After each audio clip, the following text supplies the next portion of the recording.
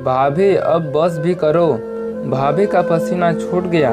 श्रुति बेटा लो जरा यह चाय बिस्किट और भीगे बादाम अपनी भाभी को पकड़ा आओ। सरिता जी अपनी बेटी से बोली। श्रुति ने मुंह बनाते हुए ट्रे पकड़ी और भाभी के कमरे में चली गई। वहां उसने देखा भाभी आराम से बिस्तर पर लेटी हुई भैया से हंस हंस कर बातें कर रही थी। श्रुति को देखते ही चुप हो गई और बीमार सा चेहरा बना लिया। श्रुति समझ गई लेकिन भाई के सामने कुछ बोल ना सकी। माँ, आपने भाभी को कुछ ज़्यादा ही सर पर चढ़ा लिया है।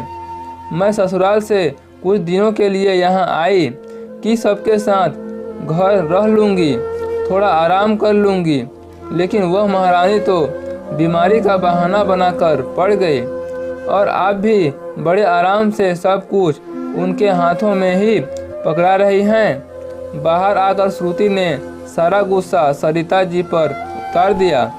बेटा, अब मैं नहीं देखभाल करूंगी उसकी तो और कौन करेगा भला। सरिता जी बोली। माँ, वह वाकई में बीमार हो तब तो चलो बात समझ में आती है, लेकिन वह तो बिल्कुल भली चंगी है। हंस हंस कर भैया से बातें कर रही थी। मेरे जाते ही मुंह उतर गया। श्रुति खींचकर बोली। अब कर भी क्या सकते हैं बेटा, मेरी किस्मत में तो बुढ़ापे में ही काम ही करना लिखा है, तो करना ही पड़ेगा।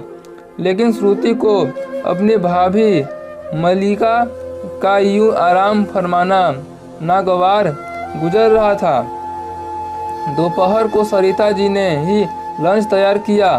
श्रुति भी थोड़ा बहुत हाथ बटाया। सरिता जी बोली। बेटा, खाना लगा कर जरा बहू को पकड़ा आना। तो मम्मी, क्या उसने डाइनिंग टेबल पर भी नहीं आया जाता? हद है, आप सर पर चढ़ाए हो तो वह चढ़ी हुई है। आप रुकिए, अभी मैं उसको यही बुला लाती हूँ। कहकर श्रुति धमकताती हुई मलिका के कमरे में पहुँच गई।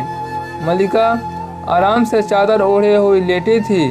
भाभी, लंच तैयार है, चलिए मम्मी बुला रही हैं, वहीं बैठकर खाइए और बीमारी का बहाना बनाकर यूं आराम फरमाना अब बस भी कीजिए। श्रुति से रहा न गया और झल्लाते हुए बोल पड़ी। मलिका ने कोई जवाब नहीं दिया तो श्रुति का सारा सातवें आसमान पर चढ़ गया। भाभी, हद होती है बदतमीजी की, आपको तो सुनाई ही नहीं दे रहा।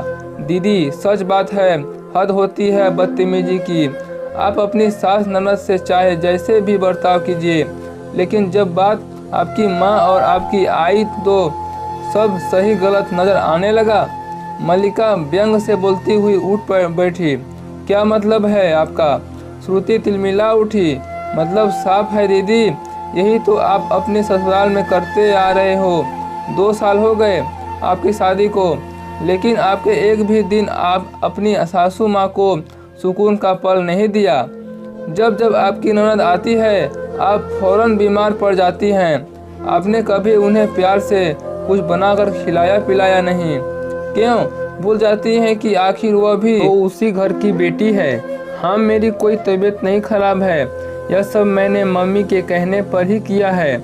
मुझे माफ़ करिए मम्मी जी, आपको 2 दिन अकेले ही सारा काम करना पड़ा। मलिका बोली। क्या यह सब मम्मी ने करवाया? श्रुति घोर आश्चर्य से डूब गई। हाँ बेटा, क्या करती फिर। पिछले दिनों बाजार में समधन जी मिल गई थी। पहले से बेहद कमज़ोर और उदास सी दिख रही थी। पहले तो वह कुछ बता ही नहीं रही थी, शायद तुझसे डरती है। फिर दामाद जी की कसम देने पर उन्होंने तेरा सारा कच्चा चिट्ठा खोल दिया। बेटा, मेरी तो शर्म से आंखें ज़मीन में ही गड़ गई। मेरी परवरिश तो तुम ऐसा बदनाम करोगी कभी सोचा भी न था। तुम क्यों भूल जा गई कि जैसे मैं यहाँ पर हूँ वैसे ही वो भी तो माँ है। तुम्हें काम कराते हुए तुम्हें जरा भी लज्जा नहीं का अनुभव नहीं हुआ।